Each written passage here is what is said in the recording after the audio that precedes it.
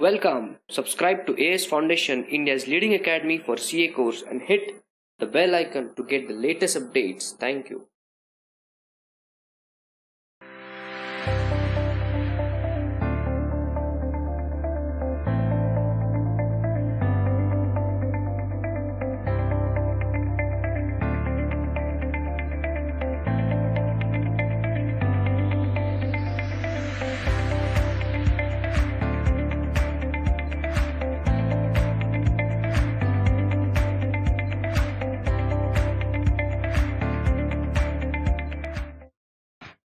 Good evening. Please come to private equity. Very important chapter. Not just for passing the exam, but also after passing the exam, you can become, say, a member, a partner, manager of a PE firm. And then you can also invest crores of rupees in other businesses and purchase their stakes. So what do you understand by private equity? That means these are the firms who invest in the equity shares of other companies. Normally these companies where they invest are normally startup companies, for example, new companies who may not get funds from other sources, or maybe they will be able to get the funds but at a higher cost. So new businessman may not like to take so much of risk by borrowing money, but he needs funds. Say for example, a company like Ola, you have heard? What do they do? Cab aggregator. If you want to book a taxi, now you can just open that app and they will give you all the details, where you want to go from, and then within few seconds your cab gets booked. He comes to your doorstep and you sit down. Ola. So from where will this company raise money? Initially it is an idea only. Whether people may like it or not, we don't know. Whether the taxi operators will like it or not, we don't know. Whether the government of a country will allow such schemes or not. Yes or no? Like recently in USA, one company has started petrol on mobile. Means suppose you want to take petrol, you don't have to go to petrol pump. They will bring at your home. Is it right? Nice idea. Government has banned. You can't sell such things on mobile. Okay. Or suppose, for example, you have an idea that we will deliver pizza through this drone. Okay. Suppose somebody stays on the 40th floor, 50th floor. In USA, they have started. They will not send a delivery boy. They will send a drone and it will come to your window and it will deliver from your window. You take the amount, take the pizza, pay the amount, or maybe the amount would have already been paid. Good or not? But it is a risky venture. Yesterday in London, an airport has been shut down for last 2 days. Why? So there are so many drones flying in that area. So the government is worried if we take off the flights, it might hit those drones and the flight may get hurt, crashed, lakhs of people, thousands of people can die. So therefore one has to also look at the regulation, the consumer's acceptance level, and then they invest the money in such kind of business. If you go to a normal banking channel, a commercial bank, he will not understand your idea only, or they will not take so much of risk. They want a business which is known to everybody, which runs in a routine manner, and they will give you money. But for such business, delivering pizza through drone, delivering petrol on demand like pizza, will not work everywhere. So here comes the role of private equity investors. They are willing to take the risk, but they also expect a high return also. And as a enterprise, business enterprise, I should be willing to dilute some of my stake, because they would like to have a stake in the equity, not in the debenture.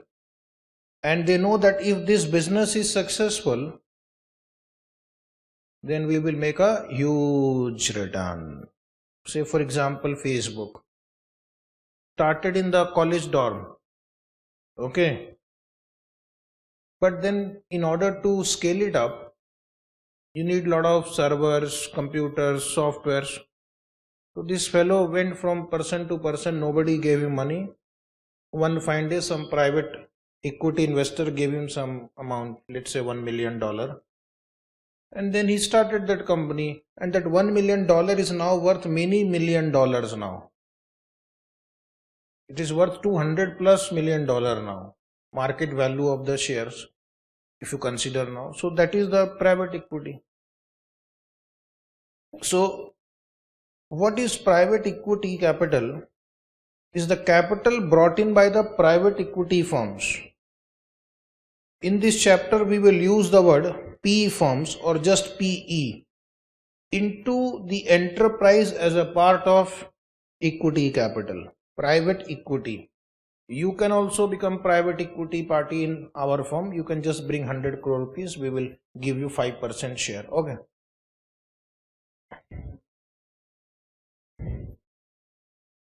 PE firms are the investment fund companies.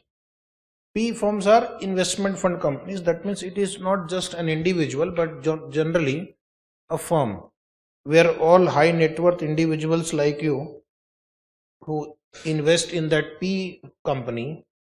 So now PE company has a lot of money.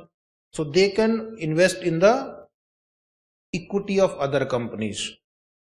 So high net worth people, rich people like you invest in PE firms, and these PE firms are managed by highly trained professionals who are willing to take the risk, who have the risk taking abilities, and they take strategic stake in the enterprise, new companies.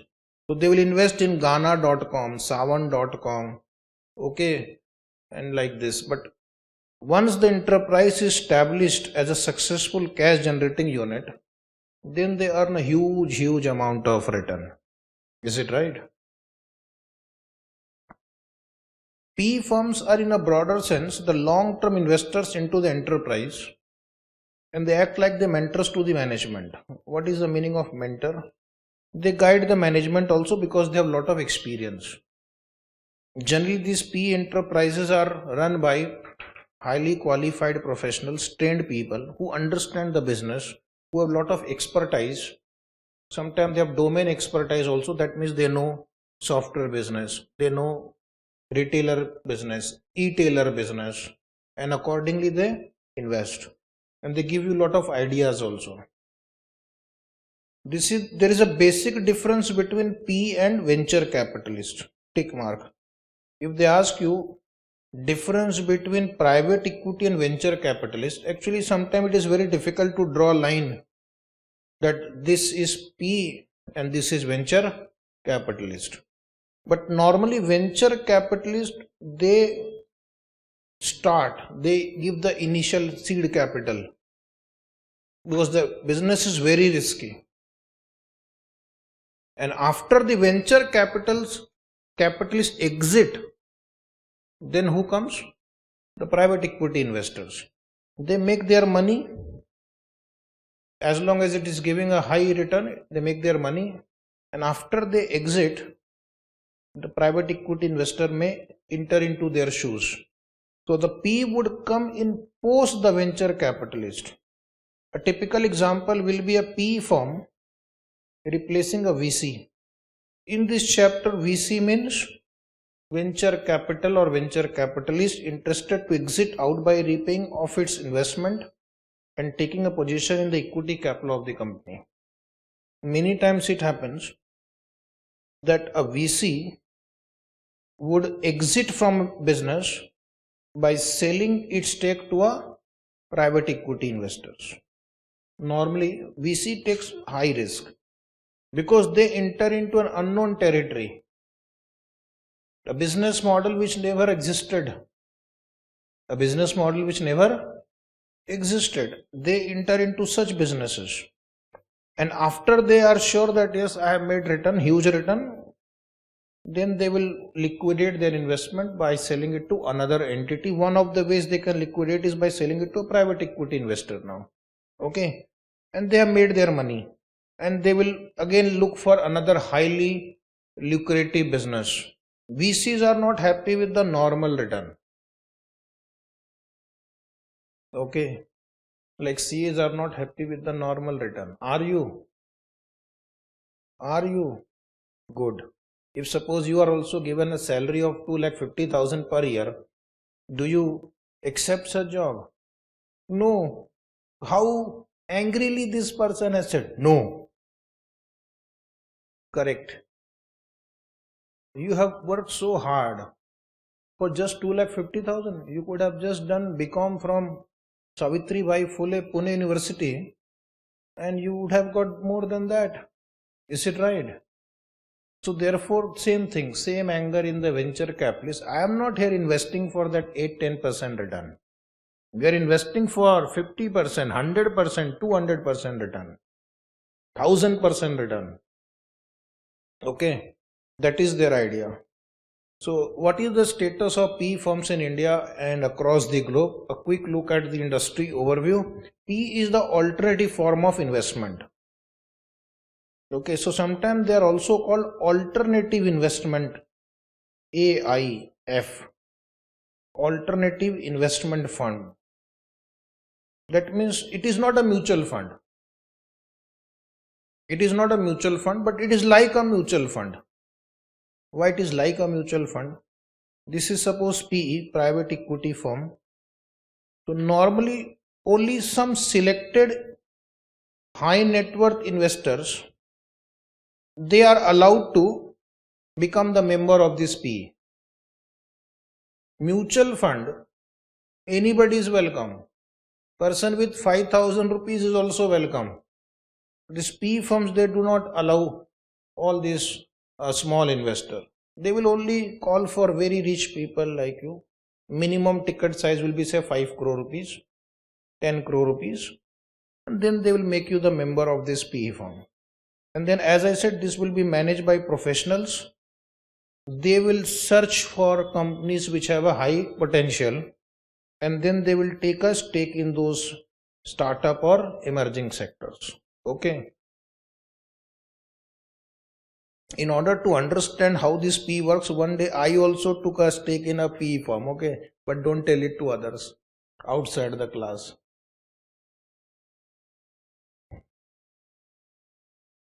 But it was a small ticket size, not 5 crore. 20?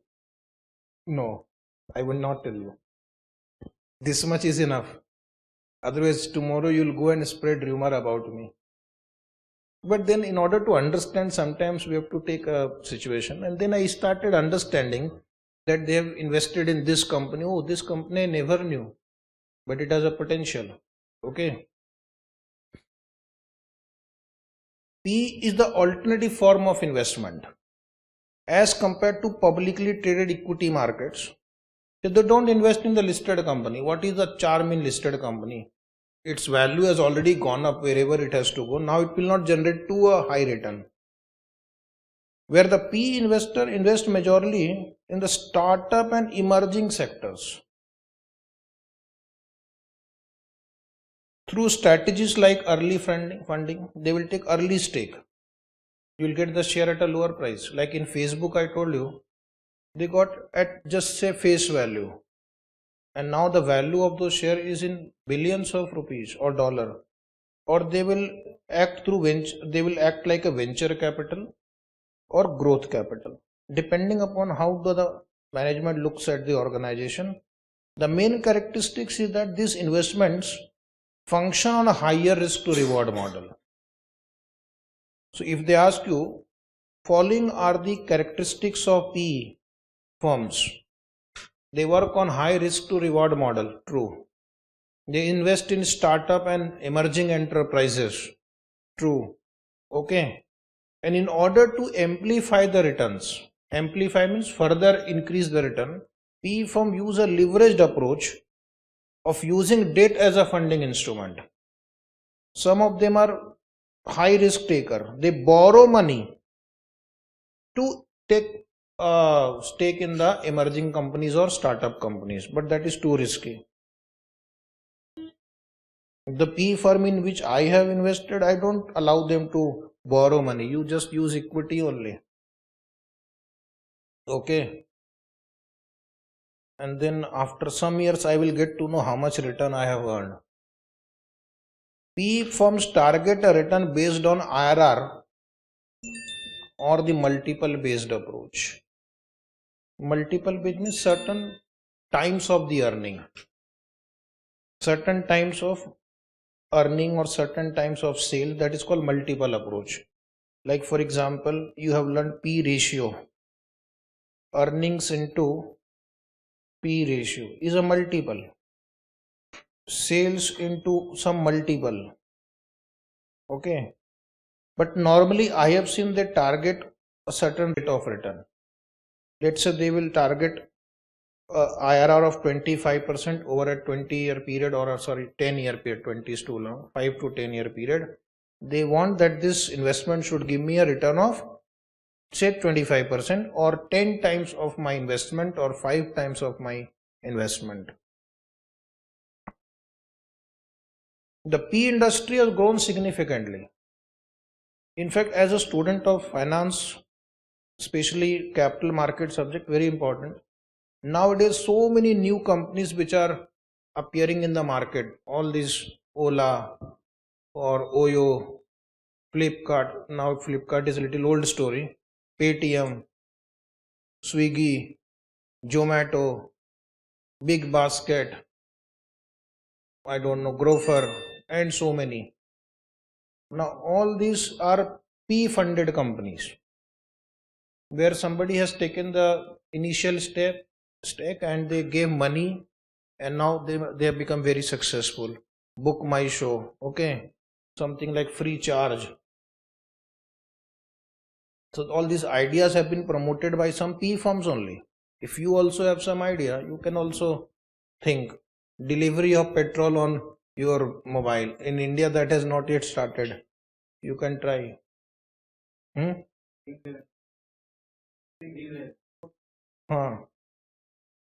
Dream level.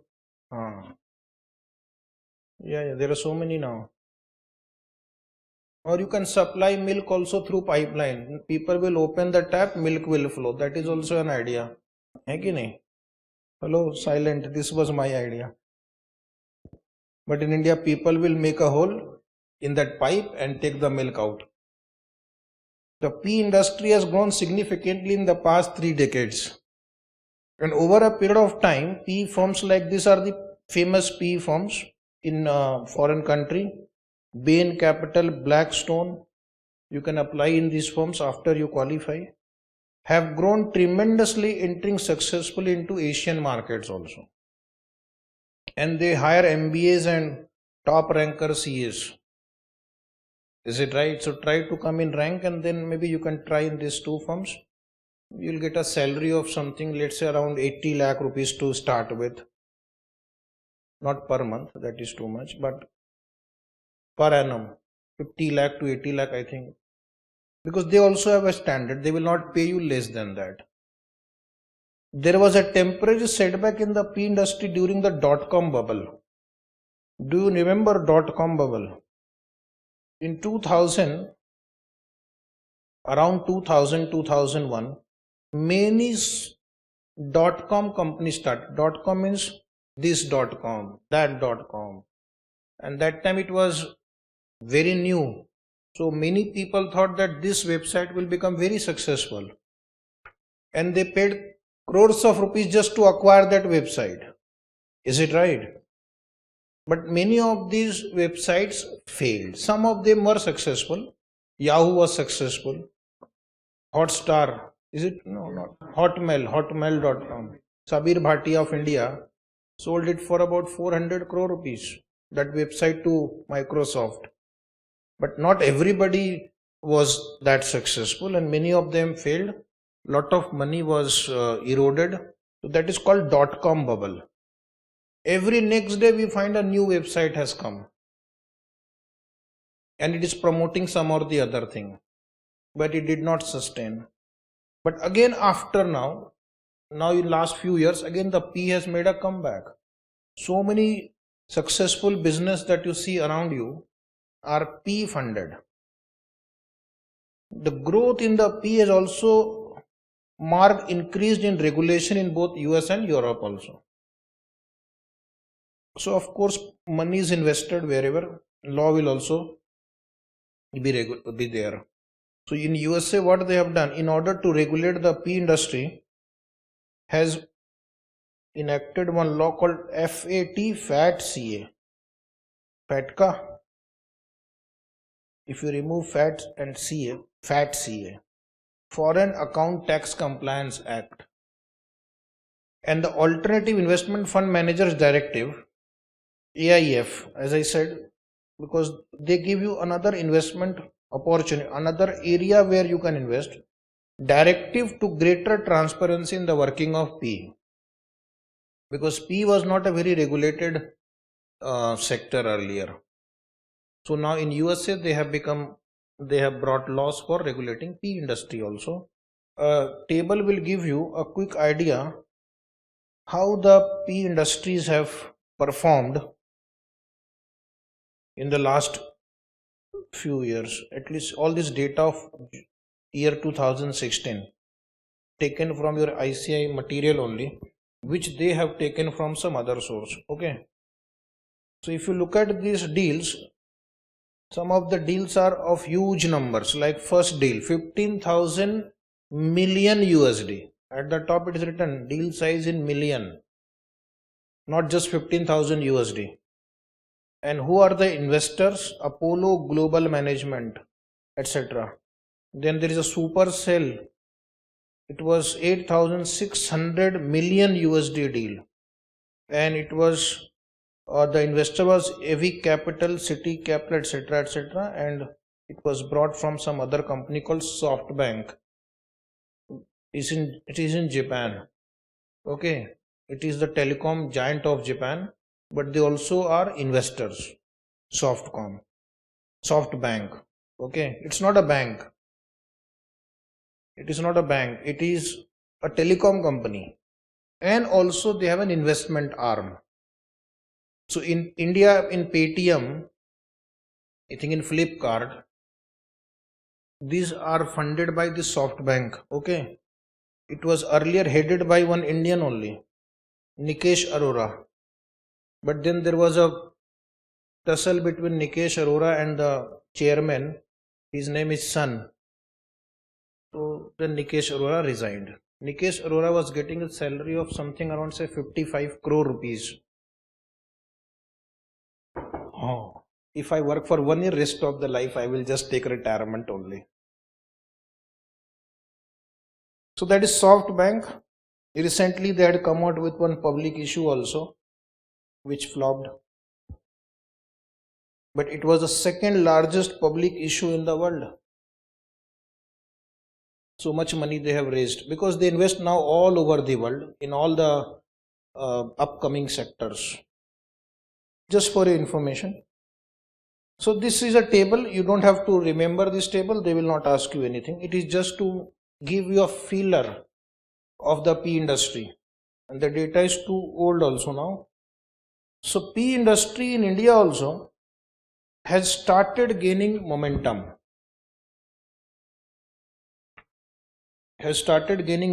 Now. Last few years have seen lot of P activities in India. In economics times, it was mentioned that year 2016 turned out to a mixed bag for India in terms of P and venture capital investment. The volume and the value of this investment in 2016 decreased by 25% and 39% respectively compared to the year before 2015. So in some year there are more activities, in some year there are less activities. Like in year 2015, There was a huge investment in this startup companies. But then in 2016, there was a little slowdown. One of the reasons for slowdown was in 2016, political and economic turmoil in Europe. Europe is a very unstable continent now. Okay, lot of events keep taking place. Sometimes the government fails to pay the bond amount. Sometimes there is a immigration issues. Okay, sometimes there is a Brexit issue. What is Brexit? Britain wants to exit from European Union. So they have designed a word called Brexit. Britain wants to exit from European Union. They said now we don't want to be a part of this European Union. We will manage on our own.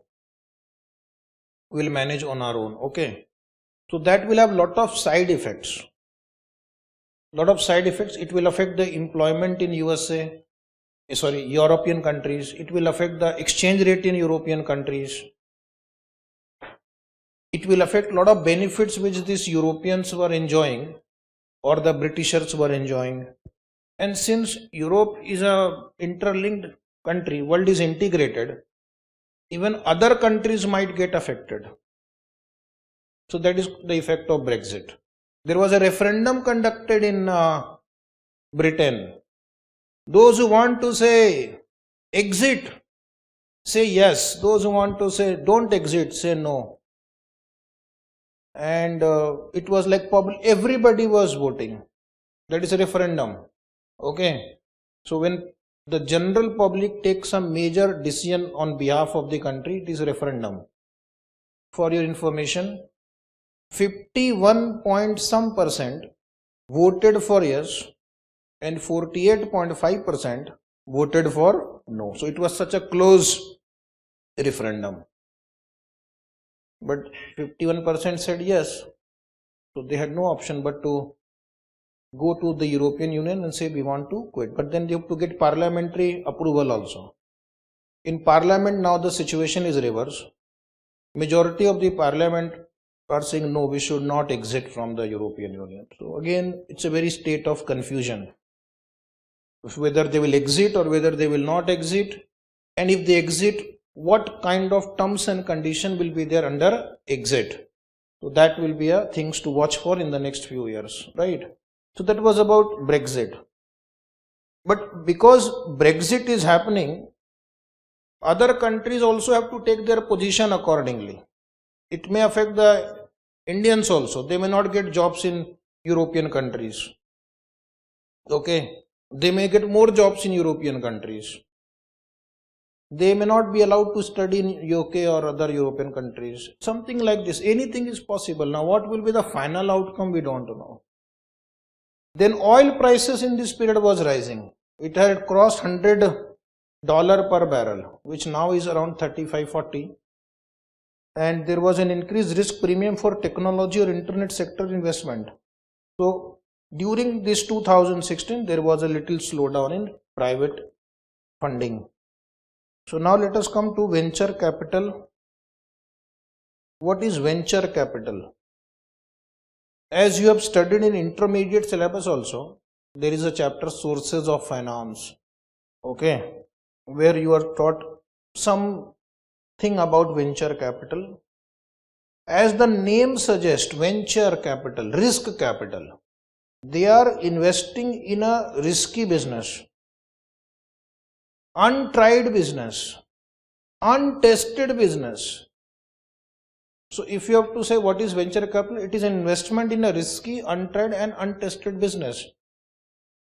That means you don't have any pre-business model for this. You don't know what will be the outcome of this business because it is not yet tested in the market. Is it right?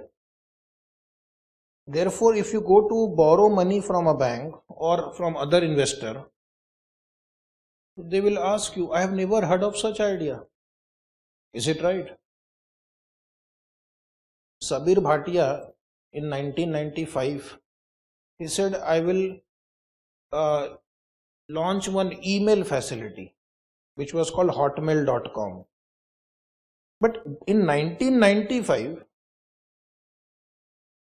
this word email itself was never heard of.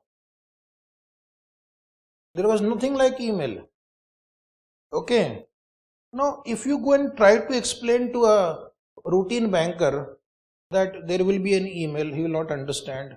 Then you will say you will type your letter, send it, it will reach to that other party. He will say how it will reach. You require a speed post, you require a courier service to send your mails.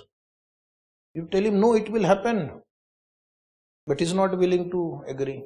You can send multiple, you can send it to multiple people also. You can send attachment also. Many people will not understand if you hear it for the first time. If you hear it for the first time, and then he said, I am going to distribute it free. Banker said, Nahi Baba, I am not going to give you money. On one hand, first of all, you are introducing something which we don't understand, which never existed. And on the top of it, you are saying we will give it free. How will you earn money out of it? He said, okay, we will earn money by showing some advertisement on the right side corner. We'll show some advertisement on the top heading side. This space I will give to the user to use, and the remaining space we will use it for advertisements. Again, not very convincing for the bankers. Okay. Sabir Bhatia got frustrated. Then he went to USA. And then in USA, somebody understood his idea, because USA is a land of innovation and ideas, and they take risk. USA is ahead of other countries. One of the reasons is they are risk takers. Okay. So somebody invested in that, and then it became a world famous, just like now you have Facebook and WhatsApp. In 95, this hotmail.com was by default the email address of everybody on earth, because there was nobody second. Then Yahoo, Gmail, so many. Then Indians started rediffmail.com, india.com, indiamail.com, all this flopped, which we saw earlier. Is it right? Sabir Bhatia then sold this to, as I said, Microsoft for many $1 million. But then you require somebody who can support you to start that activity. Is it right? So fertile brains can generate ideas. But then you need money also. Ideas are not enough. You need money. Okay. You want to make a hyperloop, okay, which will connect Bombay to Delhi. Okay. This is Bombay, Delhi. And you sit in that vehicle, and this will transport you to Delhi underground only. From Mumbai to Delhi, they'll make an underground tunnel straight, and in some 3 to 4 hours you will reach. Possible? Huh? They made it right for a fastest way. Huh? I don't know in India whether this idea will work or not. In the evening, people will steal whatever steel or copper you must have installed here. Is it right? Yeah. The solar panel. They will steal solar panel only. From where they will get energy, and you will get stuck somewhere here. But this is an idea. In USA, they have started testing. Elon Musk have already done one testing on 60-kilometer long route. Is it right? And it worked. It worked. But then this idea, which will help in reducing lot of traffic congestion, requires money. It will require billions of dollars to execute these ideas, because a lot of testing, research, etc. will have to be conducted. So somebody has to fund this money, and then when it becomes successful, they will earn out of it. Then this Elon Musk is also now preparing a space shuttle. He will make space tourism as simple as you go to Goa and Mahabaleshwar and Puri and New York. Okay, sit in that space shuttle, go to space, enjoy, come back. Yes, possible. But then this project requires a lot of money. So who will come to his help? Venture capitalist. Okay. So venture capitalist, they are willing to take that kind of risk, because if it becomes successful, they will earn huge amount of profit. So venture capital is the capital provided to especially new startup and entrepreneurship enterprises to stand up and deliver. They need money in the beginning. A venture capitalist is the institutional investor who has access to liquid funds and is ever willing to part it with talented startups. So they don't give you money so easily. First of all, you have to get an appointment from them, which they will not allow you. First, they will see how much you are keen on getting the appointment itself.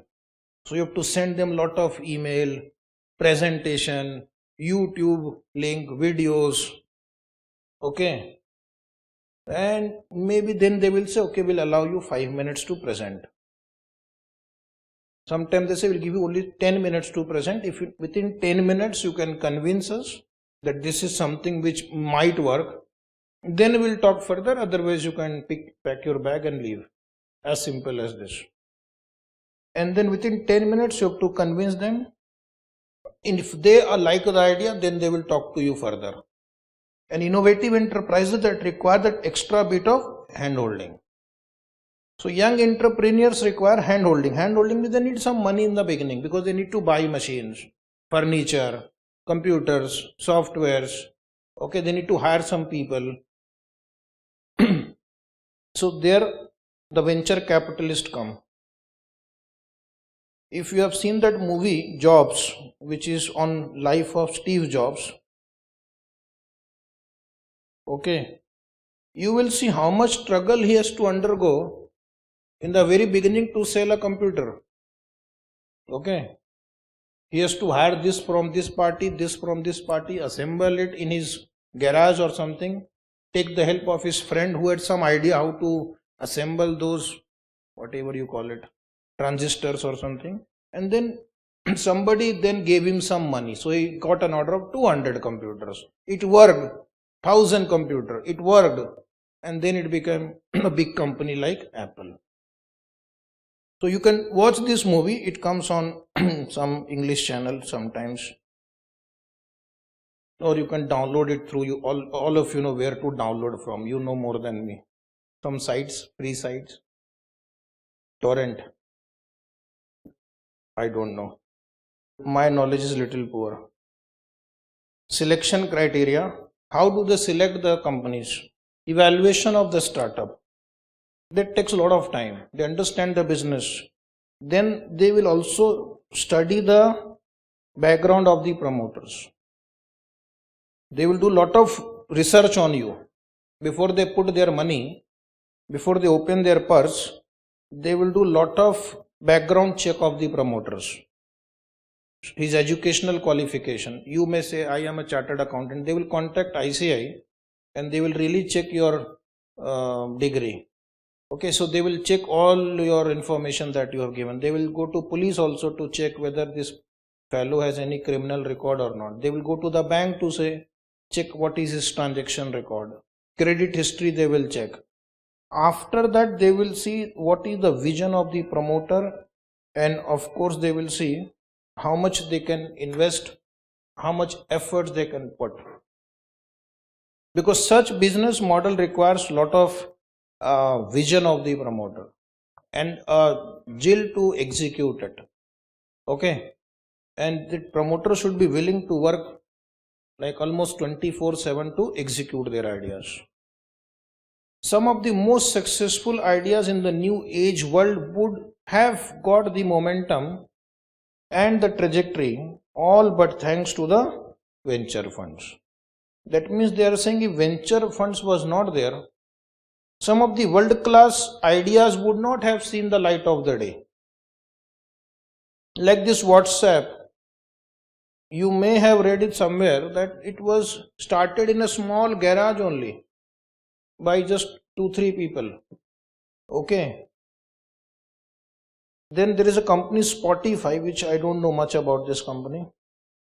And this Facebook, game changer. Okay. This Facebook started in the college campus where Mark Zuckerberg was studying. And there is a movie on that also. What is that movie?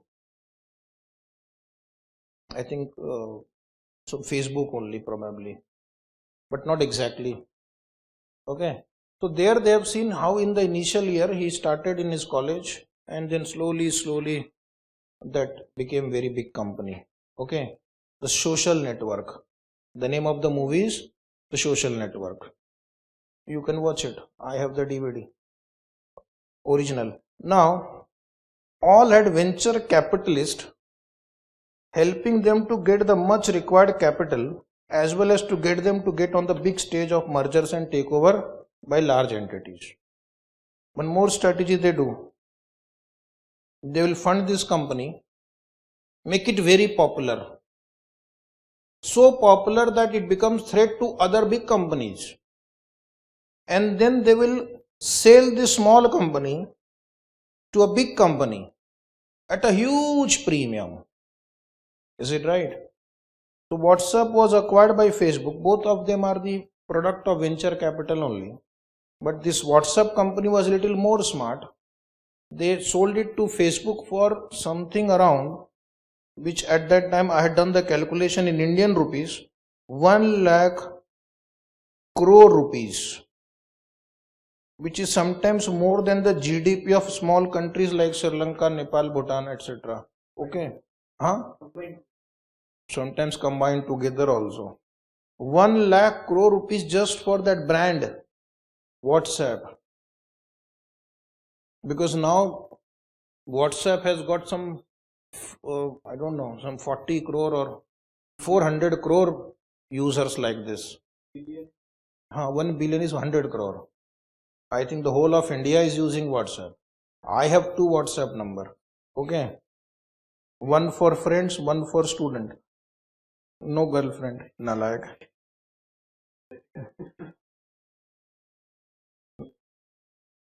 Venture funds. Venture capital fund. See, there are 3 terms which are there. Venture capital is there. Venture capitalist is there. Venture fund is there. So venture capital means it is a type of risk capital which may be supplied by a venture capitalist, or sometime many venture capitalists, they combine their money and they form a fund which is called VCF, venture capital fund. So venture capital fund is a firm, means there are many venture capitalists who have come together, as opposed to venture capitalist is a firm that works as an investment fund. So there are VCF, and if suppose you also want to take risk, you can become their member, but again they only take very few people, and again you need to put lot of money in that. Okay, and you need to wait for some years. You should have patience. Not every day you call them, "Arey aaj kya hua? How much money you made today?" You have to wait. You have to have patience. Okay, that works as an investment fund, having pooled resources from various self-styled means those who are willing to take the extreme risk, and serious venture capitalist, and is seeking private equity stake in startup and innovative enterprises. So they will take your interview first before they will make you the member. Okay, whether you can absorb such kind of risk or not. There are companies where you spend 500 crore rupees and it became zero after some years. 95% of the venture capital is a failure, 90 to 95%. Only some 5 to 10% becomes a superstar like Facebook, WhatsApp, and then they give huge return. But if 5% is also successful, it will make up for the loss of the remaining 95% losses. Okay. So you have to just find that 5 stars out of 100. So VCs usually invest as early stage fund. Mostly early stage fund means at the beginning they will invest. Or sometimes they also invest at a later stage when the project is slightly successful now. It has taken off. Then also the company may need fund for more scaling up. Is it right? Then also they can invest. So early stage fund means, early stage would mean VCs taking a more riskier approach. Because right now the project is just about to start. Okay. Project is raw, untried, untested. We don't know what will be the outcome. Later stage is little safer than the early stage investment. So later stage would mean less risky because by the time the project has already taken shape, it has started. By way of investing in firms having proven their business viability and are wanting to expand their operations. You have to scale up. What is scale up? You need more money. Is it right? This Flipkart started with only books selling on the internet. I was one of the first people to buy the books from Flipkart, okay, when it started. And then my family and my friends were surprised. How can you buy books on the internet? I said, we can buy. What if they take money from you and they don't deliver? I said, no, we will go for COD option. Okay, first we will see whether the book has been delivered and then we'll pay. And then I was surprised. After 2 days, they delivered the book also. And even a bigger surprise, they give you 20 or 25% discount. They are delivering at your home. They are giving 25% discount. What more do you want? Okay.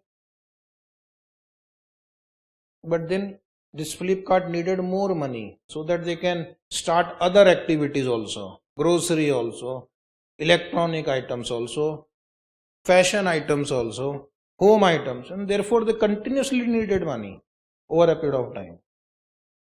Ola also started with some cities first, and now they have entered into all remote small cities also. So they need money for the expansion. Again, the venture capitalist or private equity firm will invest. Okay.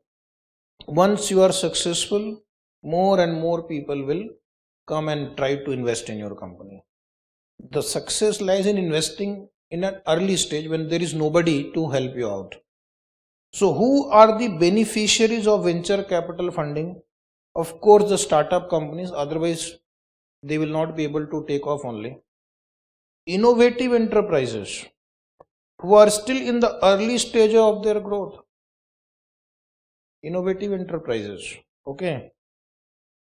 Like for example, there are companies which are making these tablets available for students of class 1 to class 10 now.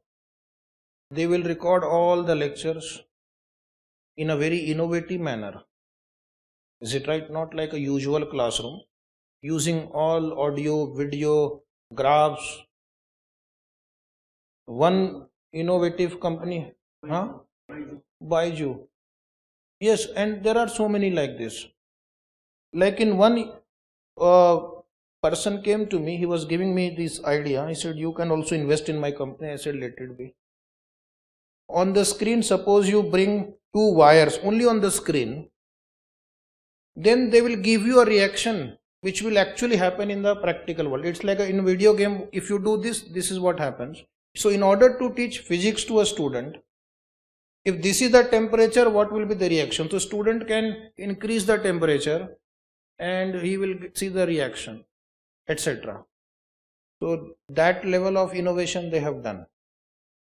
If suppose you have to teach geography to a student, then you bring the whole planetary system on the screen with proper graphics and all these things, and the student can understand better.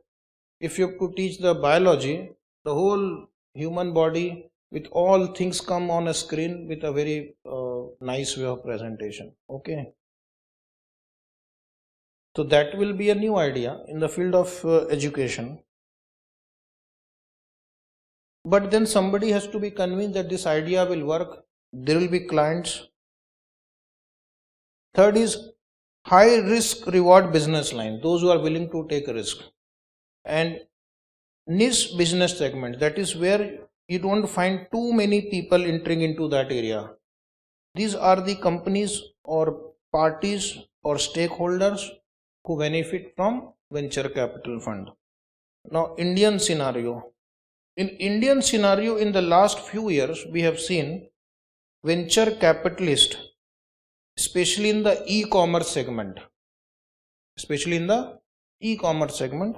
Some of the names are Make My Trip, then Taxi for Sure, which is like Ola, then online marketing portals.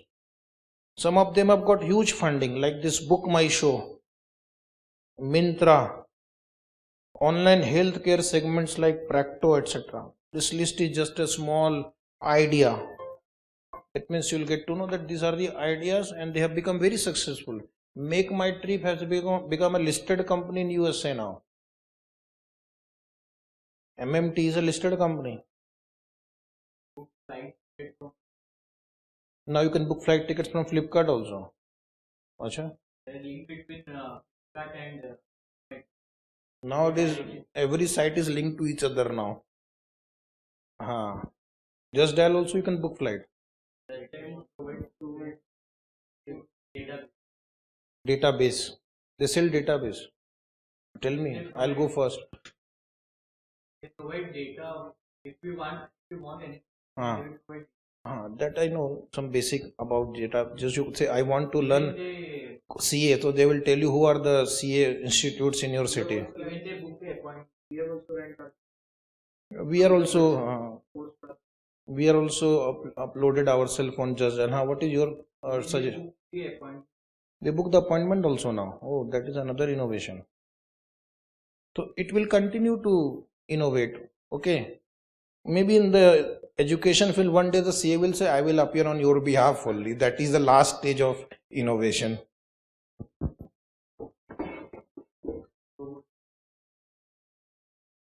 Yes. So in many restaurants now, robots have started serving. Okay. A news reporter is also a robot. Only has to read what is appearing on the screen. Why do you need a human being for that? Is it right? So that's a good idea. You can save money on this news reporter and their makeups. Now come to the next line. Business model for a VC. What is the business model? So this is very interesting. They will give you a complete picture what goes in the office of a VC. The first and the foremost step will be to identify a startup. That the story begins by first identifying a startup or a diverse idea that can become a revenue generator and hence warrant capital funding. This venture capitalists, for information, every day they receive 100 to 200 proposals. So they have a team of people where people like you can also work, because the directors will not have time to go through all the 100 proposals in a day. Is it right?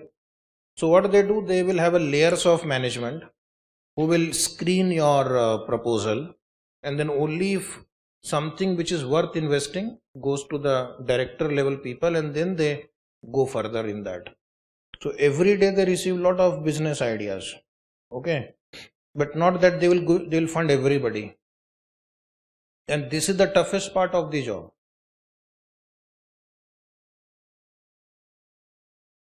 The selection matrix can involve a whole battery of parameters. So when you approach a VC, keep in mind they are going to ask you a lot of questions. Be ready with your presentation. Be ready with your responses. The important thing that the VCs look into, this was a question also in one intermediate FM paper, what are the critical factors, areas which VCs look into before funding a risky enterprise? So first is they will see the business idea or fundamental idea or the business model of the company. So what is the meaning of business model? How are you going to ultimately make the profit? That is the business model. Business is not a charitable organization. Venture capitalists are not with a charity objective. They want to make money. So they will understand your business model, how revenue will be generated, how the cost will be incurred, and what will be the profit. That is in simple words a business idea. Okay. Then the ability to generate customer interest. Second thing is the ability to generate the customer interest, which means, will this product be purchased by the customer? Will he put money into this product? Yes or no? You may have a good idea, but somebody has to buy this. Somebody has to buy this. Somebody has to pay money to get that product or the services. Like this Hotmail example I said. Banker said, how are you going to generate revenue? He said, no, I will show advertisement. Who will give advertisement to you on your email? And how much it will convert into sales? He said, no, I will give a link also. The moment he clicks that advertisement, it goes to the website and then they will pay us money. But this was so difficult to convince in the beginning, but ultimately they convinced to somebody in the US. Okay. Same thing for Facebook also. How are you going to make money? So there are a lot of people who are on the Facebook. You get a database. You understand their interest, their liking, and then you can sell it. Nowadays in USA, the president's campaigns are based on Facebook. Whatever you discuss from that, they are able to identify whether this fellow is going to vote to Republican Party or to the Democratic Party. Do you know that? From the Facebook, what you see every day, where you click, where do you stop for 5 seconds, 2 seconds, 1 second. They have a big data analytics center, and from that they will be able to predict also which God you pray for every day. They are going to predict where you will go tomorrow also. How many girlfriends you have, they can predict from that data. Okay. Yes. Don't use Facebook so much. Okay.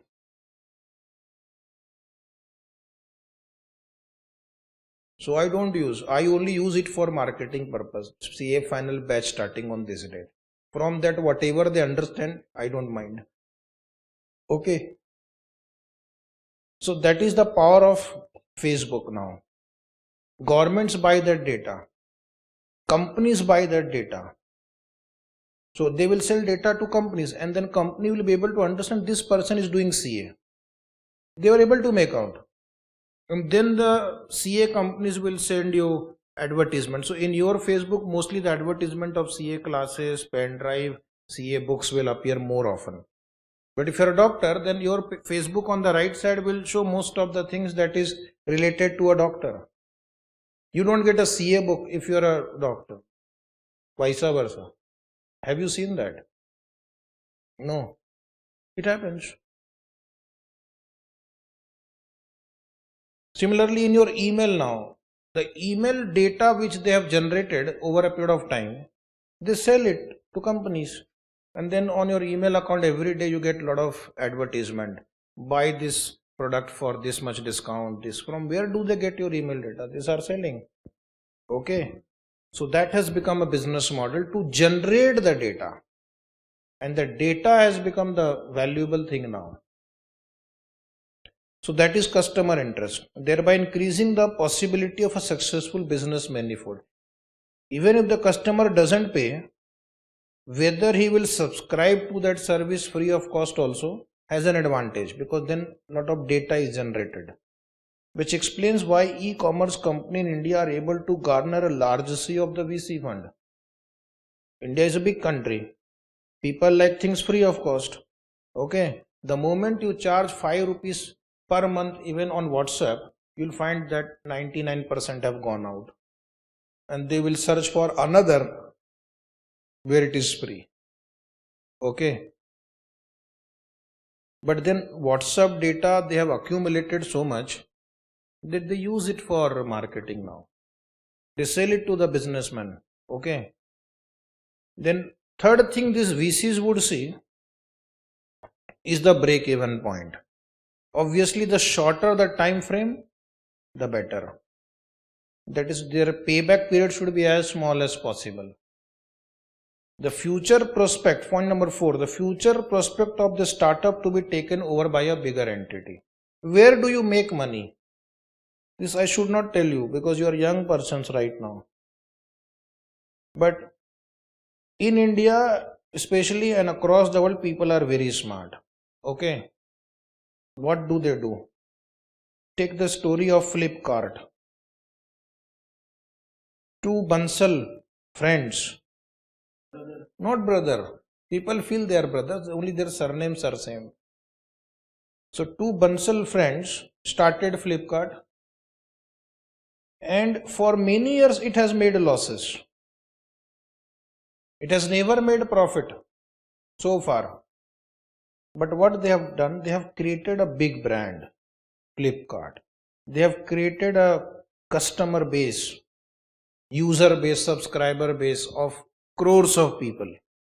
They have the data of these 4 crore people. Unless you put your mobile number or email, you can't place an order on that website. Okay, so they have got all the information. What you have bought in the last 5 years, they have got all the story of yours. And then, in spite of the fact that they have made losses, they sold it to a company called Walmart. Something around some 17-18 billion dollar. I may be wrong with few numbers, but okay, 30 to 40. That so then my understanding is this amount was paid to this Bansals. Okay. Part of it will be in stock. SoftBank. They were also. Now just look at the story of Bansal. Now forget SoftBank. What Indians can do. You undermine them. Okay.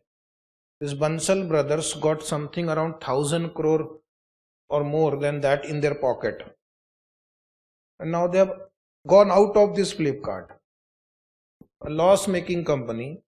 The promoter walked away with some thousands of crores of rupees. Because they knew that let us suffer losses, continue to make losses, but one day our brand will be purchased by some bigger US company at a very high premium and will make profit from that. So the other investors also made a lot of money in that process. What he said, SoftBank. Okay. So this is also a new business strategy now, that you have to create a business which will have a huge future and somebody should be able to buy. WhatsApp did the same thing. Okay.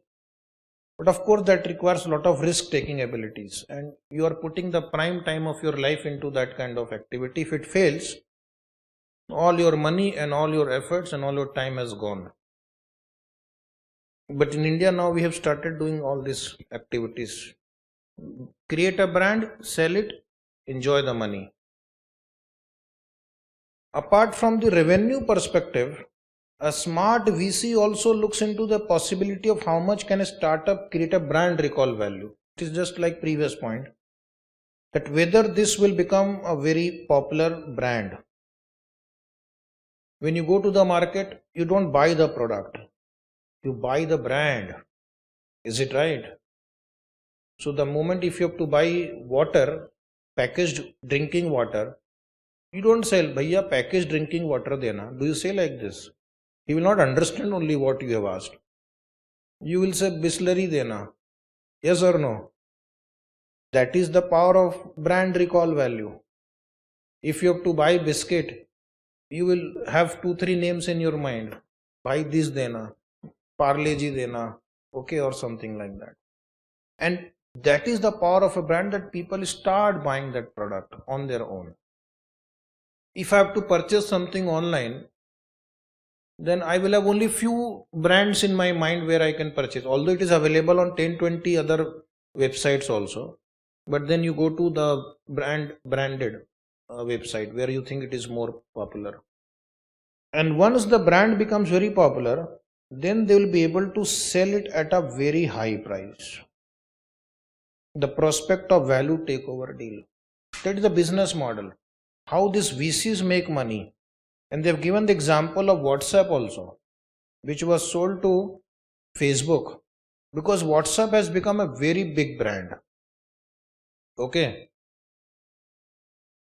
If you go to any country except China, in China they don't use WhatsApp. China says we will not use anything American. Okay, so they have WeChat and something else, but whatever is that, it is not WhatsApp. So other than that, if you go to Japan, or if you go to Hong Kong, if you go to any other country, wherever I have traveled, WhatsApp is used by everybody for all their activities. And then it was sold to Facebook, because the number of people now using WhatsApp has exceeded the number of people using Facebook. And it is very convenient to use also. So its acquisition by Facebook has brought smiles to everyone involved. Smiles. Everybody made money. Huge money. In fact, those two promoters whom nobody knew also, they got lakhs of crores of rupees. The VC got a good price, and so did the founders of the company. And Facebook have its customer connect significantly enhanced. This Facebook has also bought that your famous thing that you use, Instagram. Is it right? So what is the strategy of Facebook and Google now?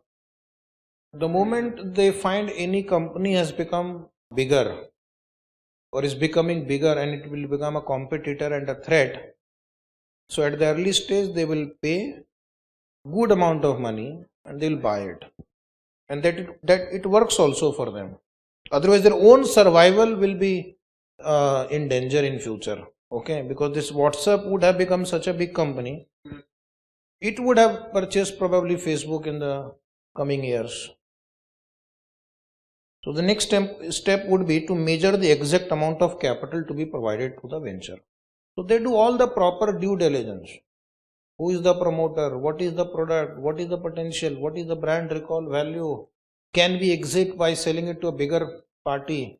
And then accordingly they will calculate how much amount they will invest in the venture.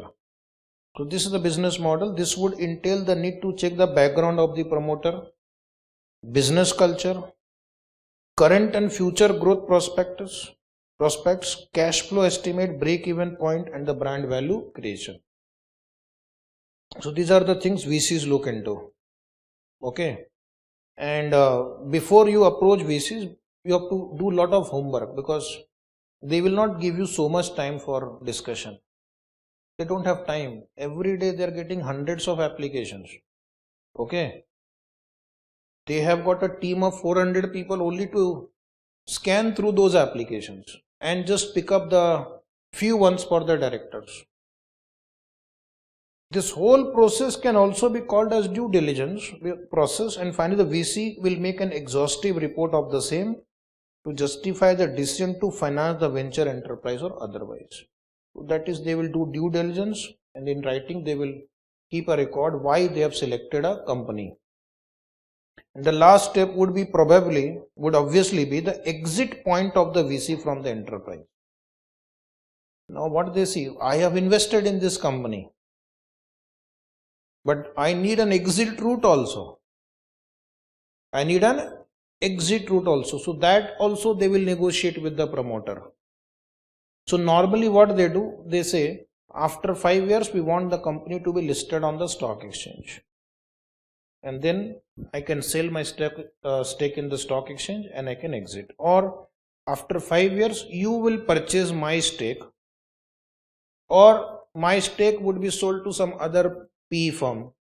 So that exit route they will decide in the beginning, and that is normally mentioned in their agreement also. Okay, if you invest and you are not able to exit from that, then there is no point.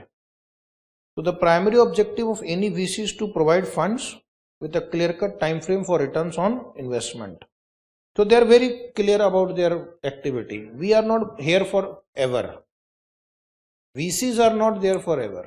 VCs are only there to make money as long as it is generating a high return.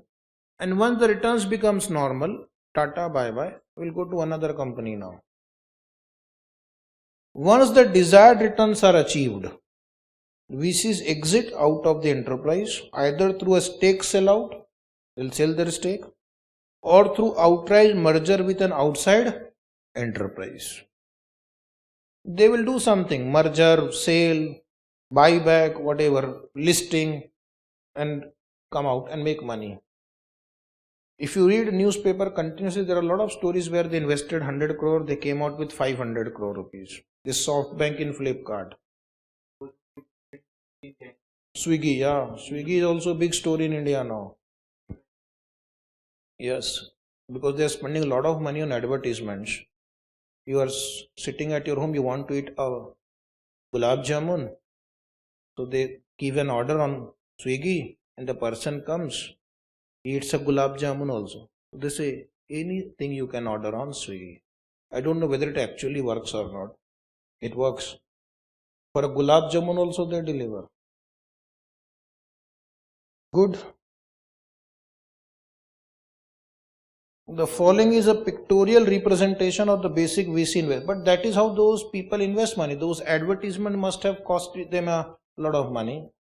Okay. Because the people who design such advertisement, they charge crores of rupees.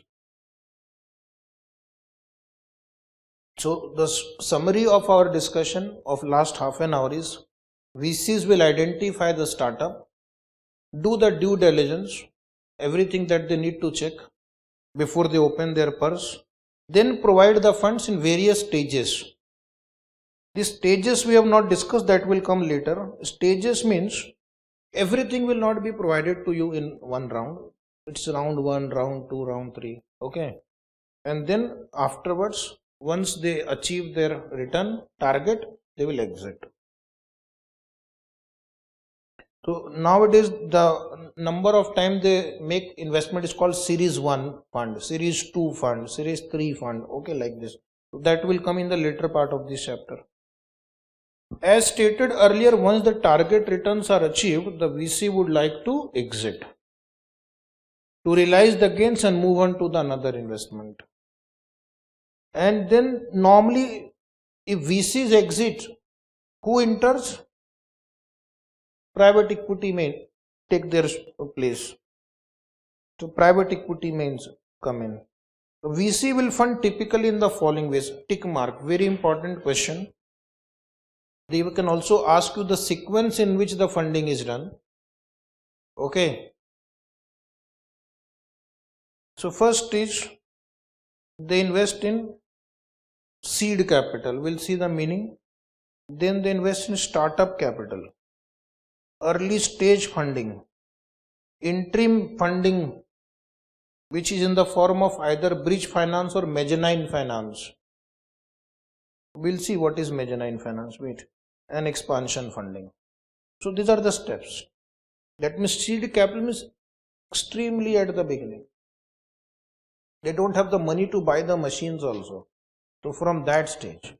And expansion funding means now the business has become successful, but it wants to be scaled up. It wants to be scaled up. So that time they need again huge amount of money. So that time also they come into picture. So let us see one by one what is seed capital.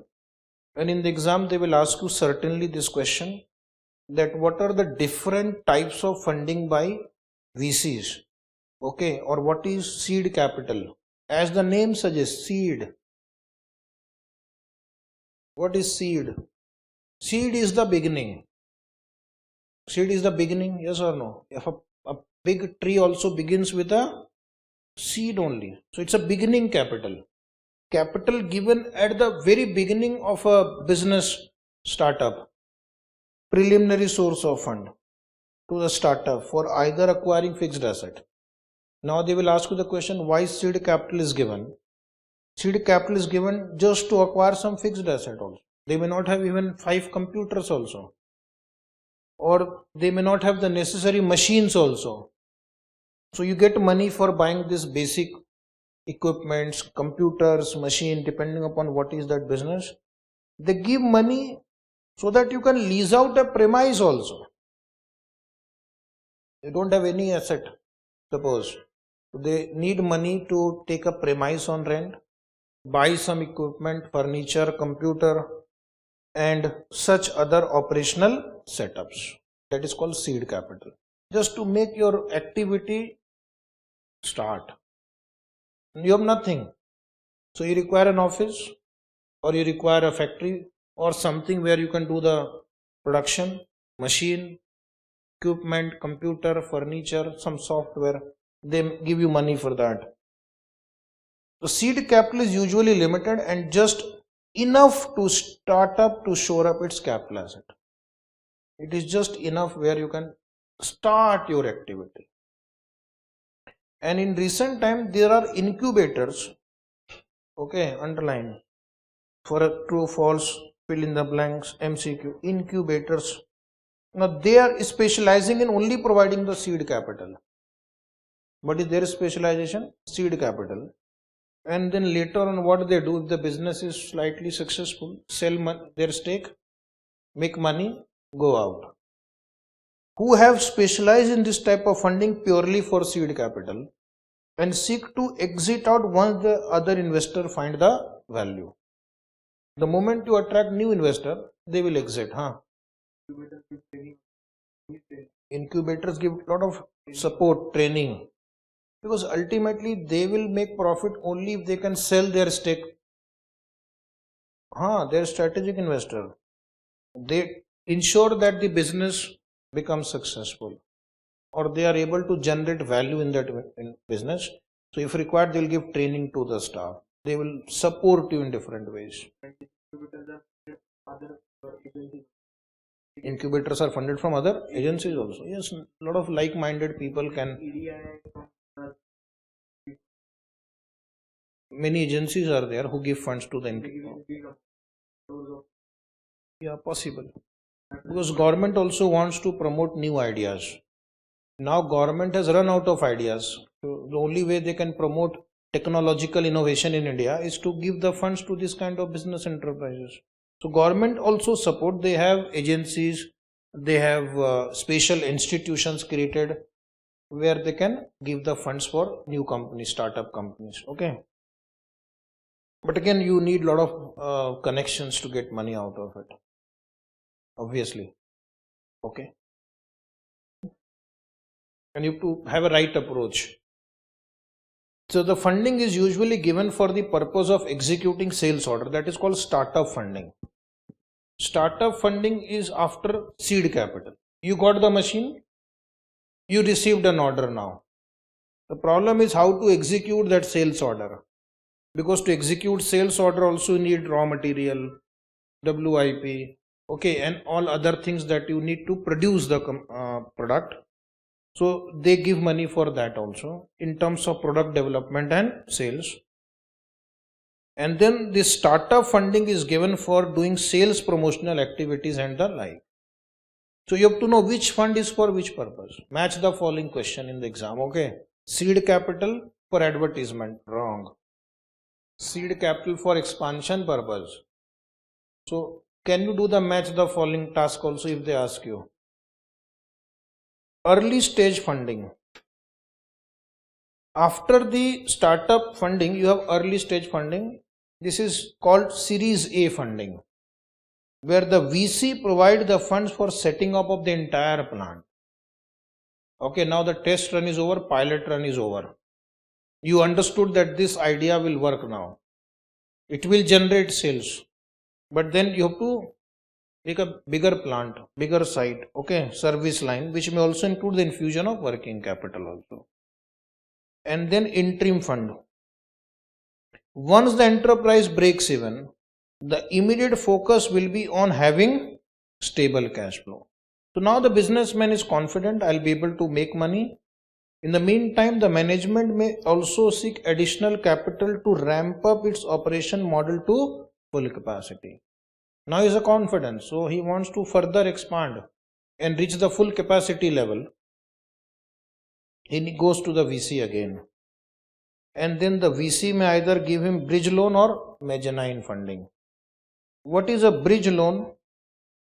Bridge loan is a temporary loan. Bridge loan. A loan which bridges some temporary gaps. Bridge loan is a word which we learnt in intermediate also. Before your main loan is sanctioned, you can take a short-term loan and at least start the operation. But that is only one way of understanding bridge loan. Bridge loan is for any short-term purpose. If you have to acquire another company, for example, and you need money and you don't have so much cash balance right now, you can approach banks and they will give you 3 months loan so that by that time you can arrange the funds. But at least now you're getting an opportunity to acquire a company, acquire it. So here also we need funds so that we can reach the full capacity in the next few months. You can take a bridge loan. Bridge loan is a short-term financing plan, is an ideal way for enterprise to get a temporary source of funds before it can get replaced with a larger or a longer time frame based loan. So don't stop your work. That is the idea of bridge loan. Get the work going. Take a short-term loan, repay it from a larger loan. And sometimes the management can go for mezzanine financing. Now your question was mezzanine financing. Even that can be a question in the exam also for 2 marks. What is a mezzanine financing? So it is used in the context of interim funding in venture capital. So it is like a hybrid instrument. What is hybrid instrument? Either it may be a convertible debt or a convertible preference shares. So hybrid means convertible. Means you don't have to dilute the equity right now. There is a disadvantage. You will have to dilute the equity at a future date.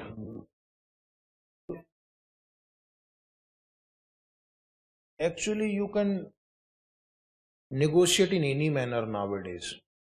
So you can go for structured finance. You can design how you are going to pay for it also. Okay. So these venture capitalists are very open to negotiations. Now you see here, in some cases the mezzanine is purely a debt form of finance. It is not always hybrid. Sometimes they can just go for a debt form of finance. In both cases, the repayment schedule gets tailored to the enterprise cash flow. This is what you asked. Can it be structured? So what they will do, not like a normal bank, the moment you take a loan, they will fix the EMI. They may say that first 6 months you need not pay any installment. And thereafter you can start paying because you think that after 6 months the cash flow will start. So this is the advantage of VC funding. They give lot of flexibility in terms of repayment. But of course they charge a very high rate of interest if it is a debt finance. If it is a debt finance, the rate of interest is quite high. However, the fund comes at a price. The VC gets a direct stake in the equity of the enterprise post the conversion of preference stock. So if you issue hybrid instrument, there is a risk of dilution, and which may make some management uncomfortable for this sort of an arrangement. Many companies will not go for convertible debt or convertible preference share because management does not want to dilute the stake, because practically once you lose the control, then these VCs will have their own way. They will do whatever they want and they will do lot of interference. Okay. Of course, VCs have put their money, so they will interfere, but then interference increases as the stake increases. So there are variants of mezzanine funding also. Variant means you can negotiate types. With some VCs who estimate that if the enterprise has high future potential, it can forego the requirement for a collateral value altogether. That means loan without collateral, or keep it at the minimum level also. Whereas some VCs would like to have an asset-backed security for the debt component. In short, they could have written it may be secured or unsecured. Point number G, the equity component also gives the VC a say in the management affairs of the company, which makes the route quite attractive to them. So VCs are actually interested in the equity. Once the organization becomes successful, they will make a huge amount of profit. Okay. From the borrower's point of view, this may be the costliest form of funding, as the interest rate could be quite high. I've told you, they charge a very high rate of interest. To recognize the risk generally carried in the form of uncollateralized debt. Of course, the VC is giving you loan. You are not giving any security. Your business is very risky. So they charge something like 24 to 36% interest rate also. But you don't have a choice. Either you dilute your stake or take money at a high interest rate. This can leave the management with a huge refinance cost. However, as stated earlier, the VC could also take care of this in the form of tailoring of the repayment schedule. VCs will say, okay, even though we are charging high rate of interest, don't worry.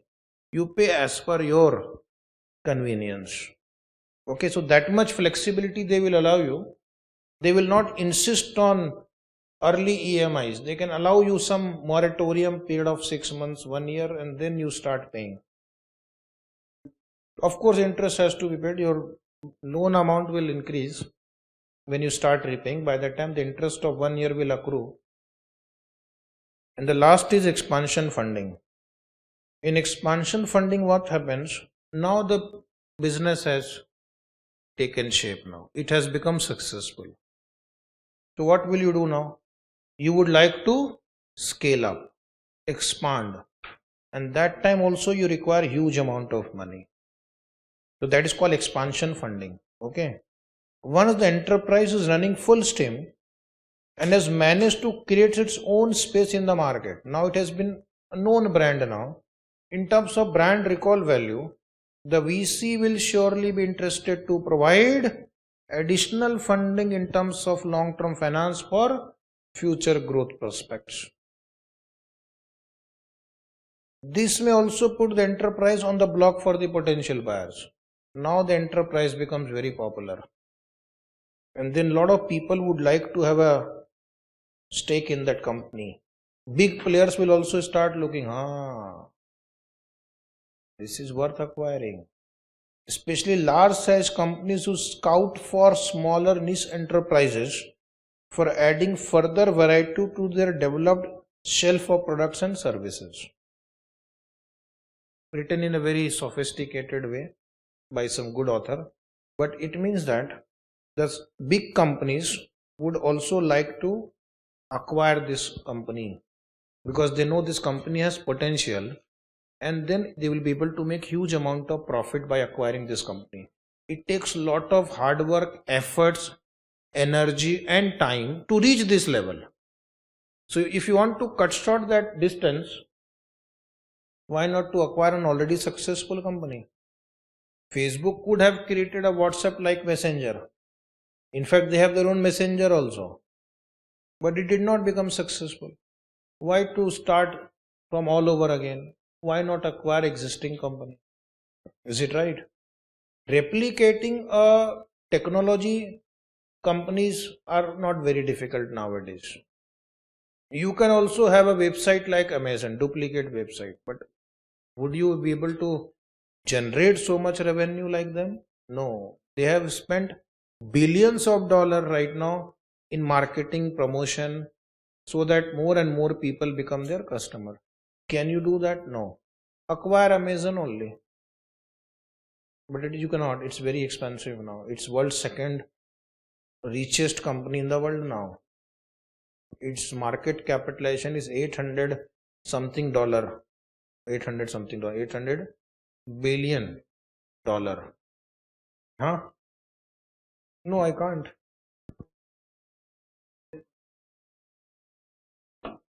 Indian politicians can buy. How do you know? So this is the graph of this VC funding. First they give seed capital. Then you should have added one more arrow here. Startup capital. Then initial funding. Then interim funding. Okay, to achieve full capacity, which can be achieved either through bridge finance or mezzanine finance. And then the last is expansion funding. So this was about VC. Very important, very interesting. Now there is another investor called angel investor. Angel. Okay. So they are like individuals. They are not a proper firm or organization. And they have a lot of money. So they want to help out some new businessman, new enterprise by investing in their capital. Okay. So for example, Ratan Tata, huge net worth, and you find that there are some business enterprises who have potential, they need money. So they say, okay, we'll give you some capital so that your business can take off. Narayan Murthy is there. Okay. So these are the angel investors because they come to the help of a businessman by providing capital to them. Right. So they have coined a very wonderful term called angel investor. He may not be a VC because he may not invest in a very risky project. VCs are for very risky project, but this may not be for a highly risky project, but yes, they may look for businesses which have potential. So an angel investor is a multi-millionaire like you who have the money, okay, and usually idle. A lot of money, usually idle in their bank account, okay, in their FD, and wants to take a share of risk to promote a startup by investing into the same. In return, they usually get an ownership stake on a preferred stock and board rights or a board of director seat. Seldom do they settle for unsubordinated debt. So they will not invest in the debt, but they would normally go for equity unless the case for investment is too strong to an opportunity to be missed. So this is called angel investor. What is the biggest pitfall for an angel investor? Biggest pitfall. What is the meaning of pitfall? Problem, drawback is that the risk is very high because they are investing in new companies, new entrepreneurs. Okay, but there is a reward for that. The return potential is also high. Who are the usually angel investor? Who plays the role of angel investor? So usually you will find there are retired fund managers. They have made a lot of money in their life. Even after retirement, they can't sit idle at home. They need some activity in their life, some adventure in their life because they have always played with the risk. So now they will look for companies who need their help, their money. They will enjoy taking risk. They love taking risk. That is their problem. Passion, passion, not problem. Whatever you call it. Passion is a problem only. Okay. Then there are successful entrepreneurs themselves also. Those who have become successful, made a lot of money, Bansal brothers, Bansal friends, they will now invest in some new companies. Okay. Who have a know-how of the particular segment that they would like to invest in and rely a bit more on intuition and gut feel about a particular investment. So in case if they feel that this investment will make good return, they will invest. Now angel investor, it is their own fund. They are paying from their own pocket as compared to VC funds who manage others' funds. What is the difference between angel investor and VC fund? Angel investor are usually, as I said, a retired fund manager, entrepreneur, somebody with lot of money and he wants to earn some extra income, extraordinary income, they invest. But VCs are people, funds which comprise of people who are willing to take risks. They bring together their capital. And then these VCs are managed by managers, okay, highly trained managers. It is not uncommon to find angel investors having common segment interest to come together also. It means two or more angel investor, if they think that a particular idea is good, they may even come together, such as two investors liking for e-tailing space would definitely approach for an assessment of a particular enterprise together also. So two or more angel investors can also work together if they share a common idea, common interest. Now there is a concept of equity crowdsourcing or crowdfunding. Have you heard? Underline crowdsourcing, crowdfunding. Have you heard or not? First tell me. You never. Nowadays, huh? I'll tell you how does it work. On suppose Facebook, what you do, you post whatever you call it, message or something, so that public can see and say that we require 3 crore rupees to start a business. Those who are interested can invest. So you are inviting crowd in general that we need this business. I am in the need of money and I request you to invest in my project. So then what happens? Like-minded people who probably may know you, they will invest, they will tell their friends to invest, they will tell their relative to invest. So it's all these people, they keep on informing their friend that please help my friend, he needs 3 crore rupees, so you can invest 10,000, you can invest 25,000, and this way they're able to raise that money. That's called crowdfunding. Crowd is funding to you. Large number of people with whatever capacity they have. Actually, this crowdfunding or crowdsourcing is also used for some charitable work also. Like you will find such posts. Somebody is suffering from cancer. He requires 10 lakh rupees. So please contribute. They will give you the bank detail, NEFT, name of the organization. And those who want to contribute can contribute so that the life of that person can be saved.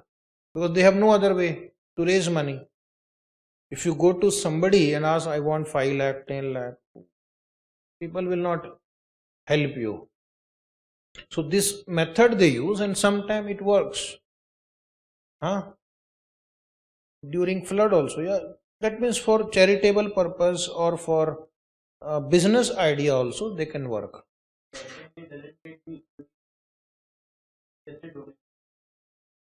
Yeah, it depends what kind of proposal you are making, that whether you will issue them equity share, whether you want to treat it as a debt, or whether you just want to treat it as a donation. Okay, so nowadays this Facebook, LinkedIn, WhatsApp, there people use this crowdfunding, but again you don't know whether it is right or wrong, good or bad, fake or true, genuine. So in USA, they understood that this Facebook is a big problematic item. People use Facebook for spreading fake news also. Yes or no? So there is a law now. You can't do this.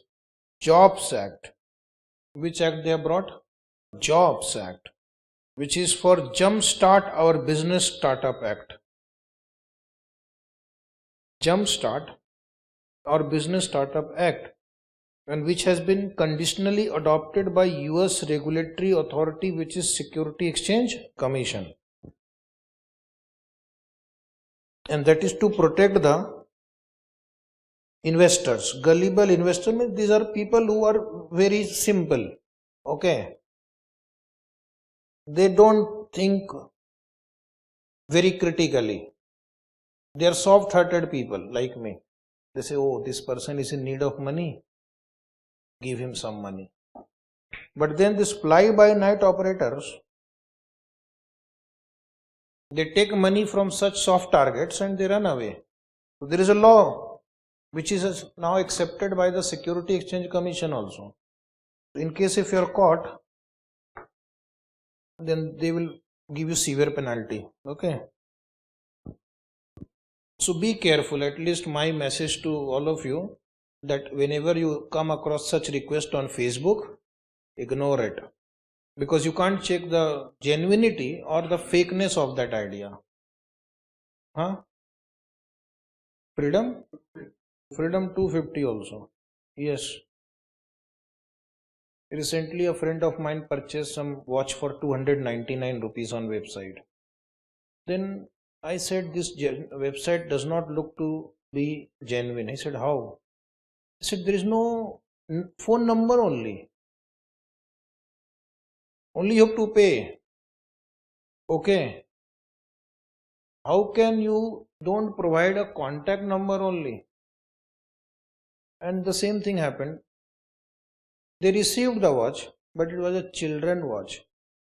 Okay, which you buy for 10, 15, 20, 100 rupees. So this way also there are websites. Now next is buyouts for a PE.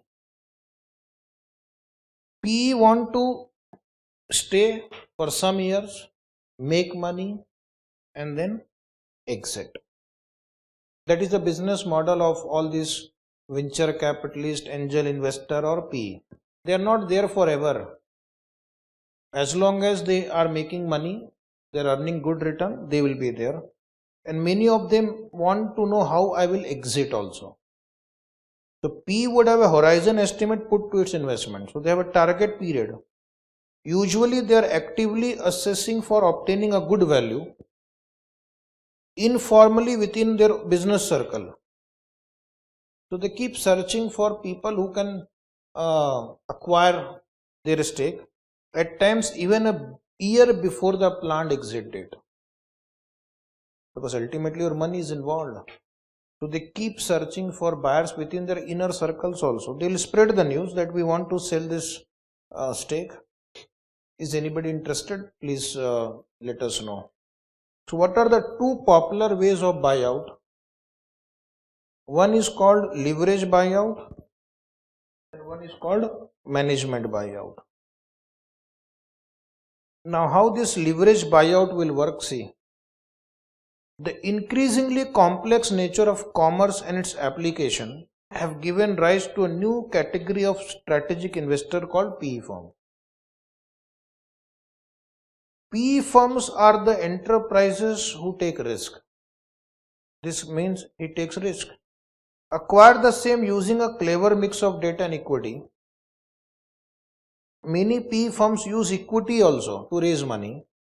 Sometimes it can be in the ratio of 70-30 also, and then targeting to sell the same within a medium term period, say 3 to 5 years. So here they have given the leverage buyout from the point of view of private equity. Topic is saying how do they want to exit, and the note is giving you how do they acquire the stake in a company. So I will explain what is written here. As we discussed in the initial slides also, that they may not put all equity, they will borrow also money. So some equity, some borrowed money, together they used to buy the stake in another companies. Okay. And they want to make huge amount of profit by selling it in 3 to 5 years. In the process, they leverage on debt and create value, and then they either spin off the management control to another entity for a price, or go for an outright sell, raise money, borrow some money, put together in an entity, increase the value of that entity, and then later on you can sell your stake and go out, and this way you'll be able to make a huge amount of profit. But again, all this is subjective. You may or may not be successful every time. Some of the example of successful LBO deals. What is LBO? Leverage buyout. This example we give in mergers and acquisition chapter also. This famous case of Tata Steel acquiring Chorus of UK, and they had to pay several thousands of crores of rupees. Now, did they pay by raising equity? Did Tata Steel paid equity by raising equity? Right share? No. Did they have so much of cash in their bank account? No. Then how did they paid those thousands of crores of rupees? Borrowing money. That is leverage buyout. But this leverage buyout is very risky. For some year, the share price of Tata Steel had gone down also. Whatever they were earning was going for only debt servicing. Okay, interest plus principal. Share prices were very down for some years. Then acquisition of another company, SLI Sylvania by Havells India. And in fact, many Indian buyouts are leverage buyouts. Indians are smart. Okay, as I said yesterday, they have their own ways of innovation. They will not put money from their pocket. They will borrow money and buy another company. So who is put at the risk? The lender. If it works out, okay. Otherwise, God help you. Okay. Many Indian companies do that. Leverage buyout strategy. What is management buyout?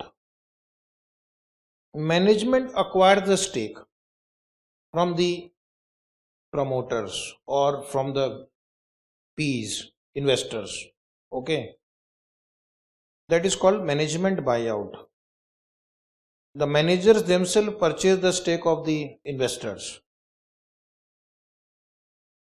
This is also getting popular now, because the managers are the best people to run the operation efficiently. They know the business now. They know the risk involved. They know how to run. So why not to acquire this company? Okay. But the problem with this strategy is that these managers may not have a lot of money to buy the stake of the investor. So these are managers. Okay. So employees may not be able to bring the necessary amount of money. Okay. The other side is that managers of the entity must not be the best of the lot to bring in the additional client, but it should be additional capital, I think. Similarly, they may be on conservative side when it comes to risk taking. Employees and manager may not be the risk takers. So they will say, why should we acquire? At least we are getting a salary every month. Yes or no? So one has to balance. With the changing times, as I said, management buyout is getting attention from P themselves. It is getting popular. Recently, there are few deals of management buyouts also. Okay. One capital first company and IDFC merger, where management buyout has taken place. Then management buyout involved the management wanting to purchase a controlling interest in the company and working along with financial advisor to fund the change of control. If they ask you what is management buyout, existing management purchases the controlling stake in the company with the help of financial advisors. Okay. Today MBO activities Nokia. Acquired which company? Nokia's employee acquired Nokia only. So then that is a management buyout. Yes. Slowly and slowly these activities will increase because promoters want to exit companies now. And sometime the existing employees and management will say, we will acquire the stake. So today MBO activities involve promoter divesting their stake in the firm by selling out to P players willing to finance the asking price. So sometimes the promoter may sell to P, the P players are flexible enough to enter into a partnering relationship with the existing management. So P firm will acquire the stake of promoter and they will enter into an arrangement with existing management also that you stay, you run the show as usual, and this sort of arrangement is just a stake buyout and this cannot be called as a classical MBO. The reason is here the management is not buying the stake. P is buying the stake from promoter. Management is only acting there in coordination with the P players. The management says, okay, we'll stay, we'll not leave the firm. But the stake owner has changed now. From the existing promoter, now the P firm becomes the stakeholders. No, P firm buys here. See, the promoters divesting their stake in a firm by selling out to P players. So P players take the stake of the promoter now. Promoter has gone out. P becomes the owner now. And P firm requests the existing management that you have to continue with this management. P firms are flexible enough to enter into a partnering relationship with the existing management. See, it is very difficult to bring a new management. Not at least suddenly. Sometimes they do it also because if existing management, entire management is a thief gang, then they can replace all of them. Right? It happens sometimes you remove the entire top team and bring a fresh team also. But many times it will not because the existing management knows the business. It is common in scenarios where owners want to hive off entities with poor results and the management lacks funds to hold on to the entity and their jobs and are in turn bailed out by the PE firm. Now it is clear. There is a company which is loss making. Promoter want to sell. Management and employees can't buy because they don't have money. So what is the way out? The P firm will acquire the stake of the promoter and they will enter into an agreement with the management and they would like to turn it around. This means that P brings in finance as well as their clout in the market to attract additional business line. This P have a lot of money and once the expected IRR is achieved, Tata, bye-bye, or the estimated cash on cash multiple is attained, P may choose to exit out. This also they do. One example of MBO is the purchase of Intel Net Global Services by Blackstone. Now some terms in connection with P. Okay. Next is hurdle rate. Very easy. IRR. Hurdle rate means IRR. This is the rate of return they want to earn. In short, we can call it IRR. It is a minimum rate of return required by the investor before the sharing of profit. That is, that entity must earn a minimum this much rate of return before the profit can be distributed to the investors. For example, a hurdle rate of 15%. What is a hurdle rate of 15%? Means the P firm means for the P that this should be the minimum return to be generated before sharing of the profit starts. In other words, the hurdle rate is the minimum guaranteed return for the limited partners. Now institute has its own way of writing the notes. They have explained what is limited partner and what is general partner somewhere towards the end of the chapter, but they have discussed it here. So you have to write little briefly what is limited partner and what is general partner. First listen to me. In PE firm there are two types of investor. One type of investor is called general partner and the other type of investor is called limited partners. Okay. Now he takes all decisions. He does all activities also to form a PE, then to identify the other stakeholders who are going to invest. So these are like investors only. They are not as active as this general partner. These are like sleeping partner. Invest money, sleep, get the minimum return. This fellow, he gets the fees also, commission also, and then return also, etc. So whose return is higher in this case? General partner. In simple term, he is like an active partner in our partnership, and these are like sleeping partners in our partnership. Okay, now let us read. You will understand. In other words, the hurdle rate is the minimum guaranteed return for the limited partners. So these people, they want a certain rate of return. The external investors, I have written the meaning, you can write it. The external investor in PE fund are known as limited partners. The external investors in PE fund are known as limited partner. This is so as their total liability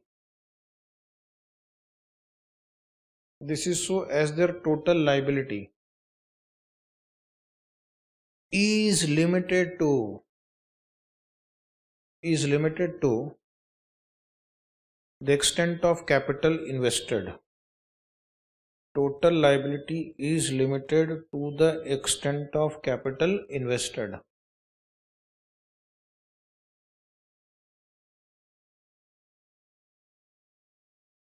More about them is printed in your book only, don't worry. So right now they are limited partners. So in other words, hurdle rate is a minimum guaranteed return for the limited partners before sharing the gain with the general partners. Now who is a general partner? General partner is a person who manage PE.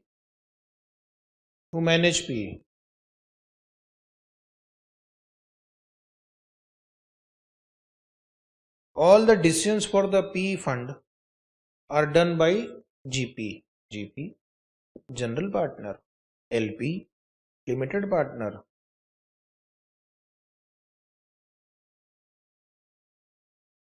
I will first erase everything. Now we'll read the sentence. In other words, the hurdle rate is a minimum guaranteed return for the limited partner before sharing the gain with the general partner as per the carried interest arrangement. So the arrangement they enter into is called carried interest arrangement. So what is a carried interest arrangement, or simply stated as carry, is the share of profit of the general partner in excess of the investment made by him in the portfolio. General partner gets more profit for managing the funds. Okay.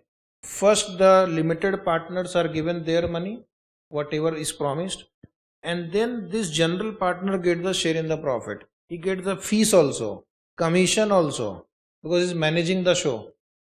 Like in partnership chapter we had studied, the active partner gets salary, passive partners don't.